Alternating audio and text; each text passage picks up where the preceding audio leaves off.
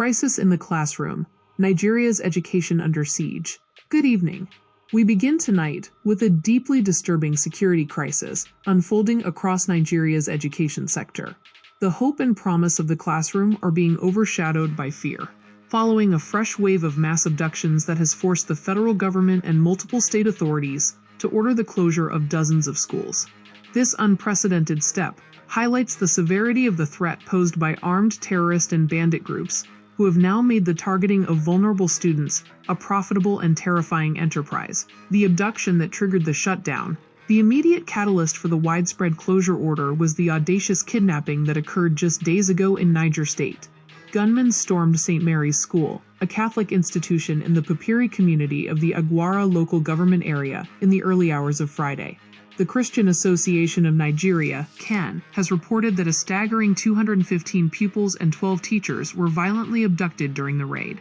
Eyewitness accounts suggest the attackers arrived on a large convoy of motorcycles, moving swiftly to overwhelm the minimal security presence and whisk the students away into the bush. This attack follows on the heels of another mass abduction just 4 days prior in Kebbi State, where 25 schoolgirls were kidnapped from the Government Girls Comprehensive Secondary School in Maga. Tragically, the vice principal of that school was shot dead during the operation. This horrifying 1-2 punch in under a week has brought the nation's security architecture surrounding schools into sharp and painful focus. A nationwide response of closure and fear. In the face of these escalating attacks, the federal government has taken drastic action, ordering the immediate temporary closure of 41 federal unity colleges across the northern and central regions of the country. The list of affected schools is long, spanning states deemed high risk, a decision communicated via a directive from the Federal Ministry of Education. This closure is described as a preventative measure designed to stop further security breaches. The action by the federal government is mirrored by similar, decisive measures from state governors.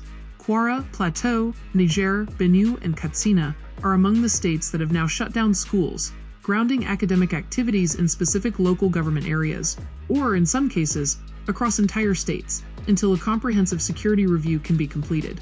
In Plateau State, for example, the Universal Basic Education Board ordered the immediate closure of all primary and junior secondary schools due to the prevailing security atmosphere.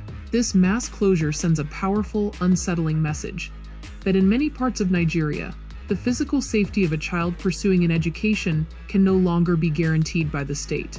Echoes of a decade-long crisis, what we are witnessing is not a new phenomenon, but an intensification of a decade-long security challenge that first gained global notoriety with the 2014 abduction of the Chibok girls. Since then, the practice of mass student kidnapping has been adopted by various non-state actors, ranging from the Boko Haram terrorist group to localized bandit gangs, motivated primarily by extortion and ransom. Analysts suggest that schools have become strategic targets for these criminal elements precisely because of the immense political pressure and media attention they generate, ensuring a quicker, often more lucrative payout. The UN's agency, UNICEF, has repeatedly condemned these attacks, stressing that schools must remain sanctuaries of learning and peace. Attacks on education facilities are a grave violation of international humanitarian and human rights principles, directly undermining the future of Nigeria's youth. Disturbing data shows that even with a decade of awareness, a UNICEF report recently found that only a fraction of schools in the affected states have established early warning systems to detect threats, underscoring the gap between policy and implementation of the Safe Schools Declaration. The road ahead, rescue and reassurance. The immediate priority for the government remains the unconditional release of the students and teachers abducted from Niger and Kebbi states. President Bola Tinubu, who canceled scheduled international trips to personally coordinate the response, has directed security agencies to spare no effort in ensuring the safe return of all victims, and has vowed that those responsible will face the full weight of justice.